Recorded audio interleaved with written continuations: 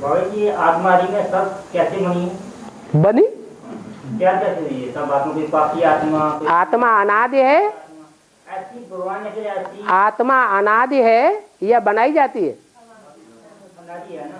तो अनादि है तो बनने का सवाल खत्म। या तो अनादि कहें या तो बनी कहें।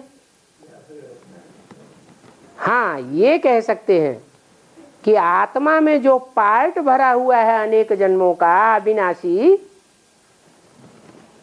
वो कैसे और कब भरा गया? संगम युग में। संगम युग में हर आत्मा की मुट्ठी में उसका भाग्य रखा हुआ है। जो भी ज्ञान में आया उसकी मुट्ठी में उसका भाग्य है। ज्ञान के अनुकूल जीवन बिताता है तो जन्म जन्मांतर का भाग्यवान बनता है, और देहधारी मनुष्यों की मत पर चलता है, उनकी बातें मानकर जीवन में चलता है या मनमत पर चलता है,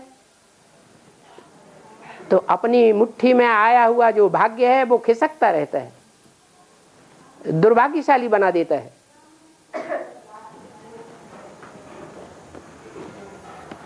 तो अभी संगम युग में हर आत्मा की अपनी मुट्ठी में भाग्य और दुर्भाग्य रखा हुआ है। इसलिए कहते हैं आत्मा अपना शत्रु और आत्मा अपना मित्र अभी है।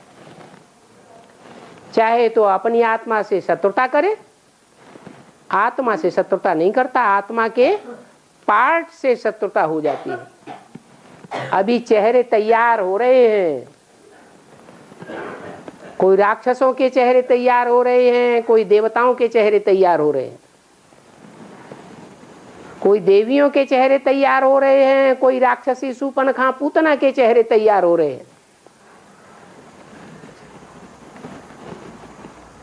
तो आत्मा नहीं बनाई जाती, या कब बनी ये प्रश्न पैदा नहीं होता। हाँ, ये कह सकते हैं कि आत्मा का पार्ट जो अविनाशी भरा हुआ है वो कब बना और किसने बनाया?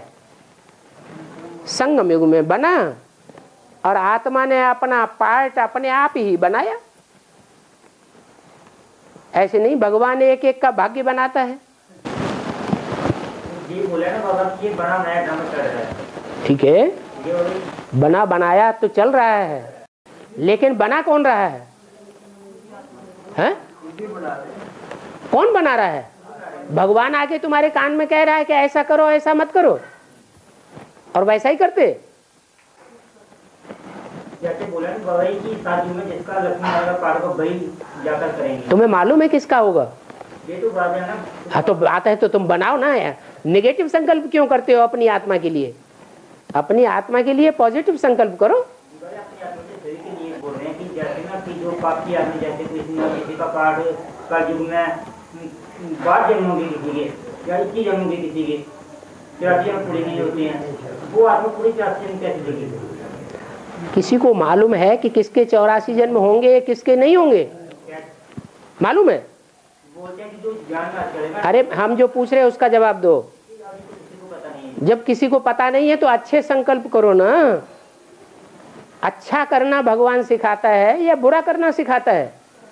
और अपनी आत्मा के लिए ही अच्छा नहीं सोच सकते तो दुनिया के लिए अच्छा क्या सोचेंगे? पहले तो अपने से प्यार होता है। आत्मा सबसे जास्ती प्यार किसको करती है? अपने से प्यार करती है। फिर पति से प्यार होता है, पिता से प्यार होता है, पत्नी से प्यार होता है। बाकी पहला पहला प्यार तो अपने से ही होता है। इसलिए जितने भी आत्मा मात्र हैं, मनुष्य आत्माएं, तो सब उनको कहा जाता है स्वार्थी। स्व माने अपने, रथ माने शरीर रूपी रथ के लिए मरने वाली होती है। आत्मा जब संपन्न बन जाती है, ये पक्का निश्चय हो जाता है कि मेरा पार्ट मुझे बहुत पसंद है, उसे दूसरे का पार्ट पसंद नहीं आएगा। मेरा ही पार्ट मेरे को बहुत पसंद है, यही पार्ट मेरा होना चाहिए, यही मैं चाहता था। तो उसको जो पाना था सो पा लिया।